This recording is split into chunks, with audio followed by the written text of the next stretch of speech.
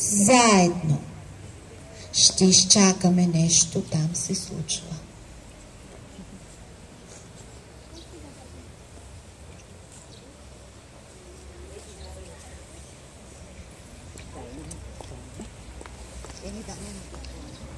Ела до мен. Ти ще ми помагаш. С нас ще бъде и госпожа Димитрова.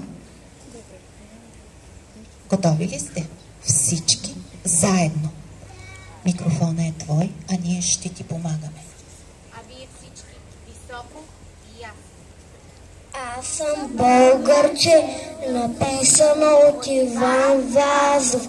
Аз съм българче, силна майка мене е родила. С хубост и блага обилна е родината ни мила.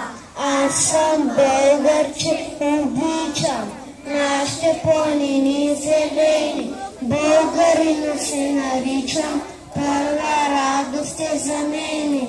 Аз съм българче свободно, край свободен аз живея.